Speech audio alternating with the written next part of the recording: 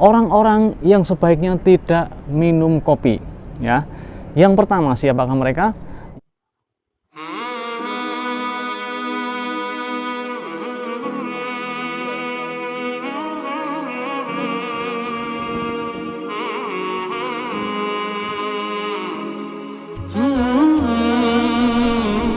Assalamualaikum warahmatullahi wabarakatuh. Alhamdulillah teman-teman semuanya, pada kesempatan kali ini saya bisa berjumpa lagi dengan teman-teman dalam channel Materi Kesehatan Mudah atau Makes Mudah.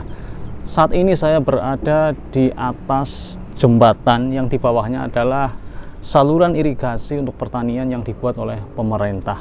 Ini adalah daerah Gemawang, Temanggung, dan daerah ini ya, daerah Gemawang merupakan daerah yang banyak sekali tumbuh pohon dari para petani, yaitu pohon kopi, karena sebagian dari penduduk sini mata pencaharian mereka adalah petani, khususnya pertanian di bidang kopi ya, pembuatan kopi atau kopi dijual dalam bentuk masih belum dibubuk ya, atau diolah, masih dalam bentuk buah kopi. Nah teman-teman sekalian, mengingat kopi, saya ingat bagaimana kita menilai kopi dari sisi kesehatan.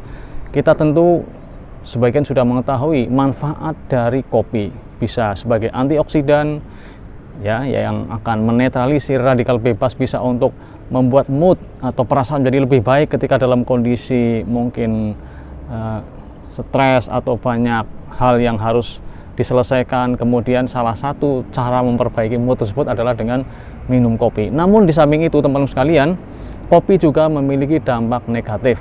Ada orang-orang tertentu yang mereka sebaiknya tidak minum minuman yang mengandung kafein atau mengandung kopi tersebut. Nah, siapakah mereka? Maka pada kesempatan kali ini akan saya sampaikan kepada teman-teman sekalian, orang-orang yang sebaiknya tidak minum kopi ya. Yang pertama, siapakah mereka? Yaitu orang yang menderita glaukoma atau tekanan bola mata yang tinggi.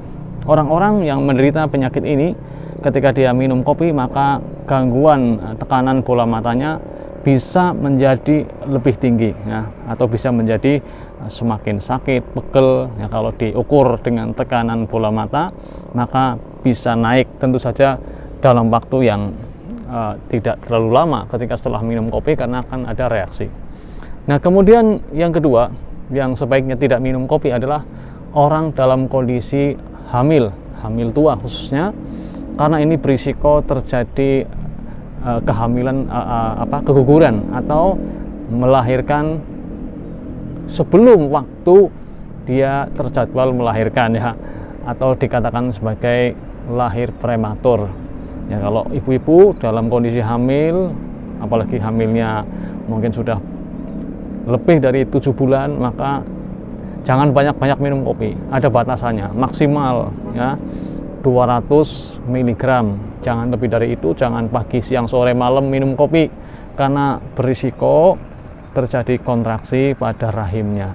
Nah, tentu saja tidak mesti semua orang mengalami ini, tetapi sebagai kehati-hatian bagi para ibu yang hamil, sebaiknya mengurangi konsumsi kopi. Kalau Anda terbiasa minum kopi, tentu tubuh sudah beradaptasi, maka ketika dalam kondisi hamil sebaiknya dikurangi. Nah, kalau yang belum pernah sama sekali minum kopi ya, apalagi kalau minum kopi mungkin dia pusing ya, maka sebaiknya ketika sedang hamil dihindari. Kalaupun minum ya sedikit sekali lah, seperti yang disebutkan tadi, jangan lebih dari 200 mg. Nah teman-teman sekalian, kemudian orang selanjutnya yang sebaiknya tidak minum kopi adalah orang yang hendak melakukan perjalanan jauh. Kenapa? Karena kopi adalah salah satu sifatnya adalah sebagai diuretik, atau akan mengeluarkan cairan dalam tubuh, sehingga orang yang minum kopi dia akan lebih sering kepingin kencing ya, sehingga sangat disayangkan ketika kita hendak perjalanan jauh kok minum kopi, nanti bolak-balik pengen kencing, ini mengganggu perjalanan Anda. Kemudian teman-teman sekalian, di samping itu orang yang dalam kondisi dia mengalami gangguan jantung, khususnya aritmia atau takikardi, orang yang denyut jantungnya cepat di atas normal ya. Orang dengan kondisi normal denyut jantungnya adalah antara 60 sampai dengan 90 kali per menit ya.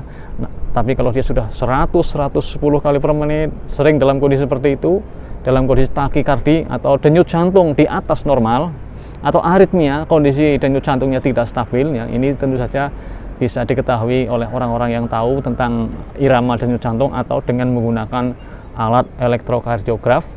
Nah, orang yang mengalami gangguan tersebut sebaiknya juga tidak minum kopi, ya, apalagi secara berlebihan.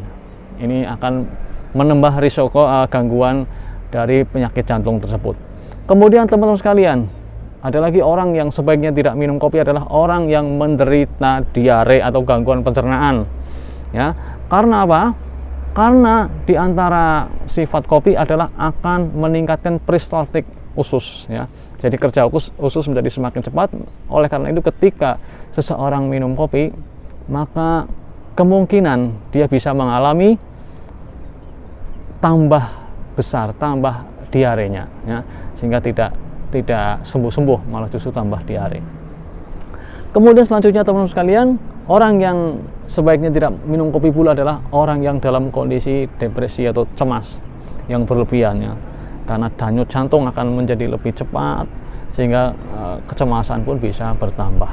Nah, yang terakhir akan saya sampaikan kepada teman-teman sekalian, siapakah mereka yang sebaiknya tidak minum kopi adalah orang yang hendak beristirahat atau hendak tidur. Karena kopi akan membuat dia lebih lama ngantuk, ya.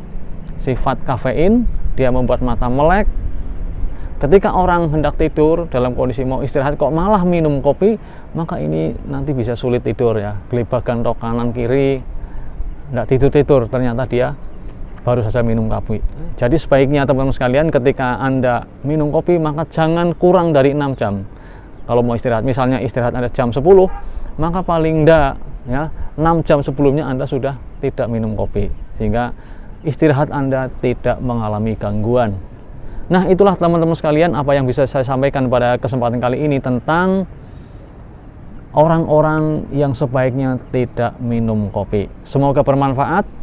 Cendrawasih burung Papua, terima kasih dan sampai jumpa. Insya Allah pada kesempatan yang akan datang akan saya sampaikan informasi yang lain yang berkaitan dengan masalah kesehatan. Ya, kalau ada kebaikan itu datangnya dari Allah Subhanahu wa taala, kalau ada kekurangan itu datangnya dari diri pribadi saya. Wassalamualaikum warahmatullahi wabarakatuh.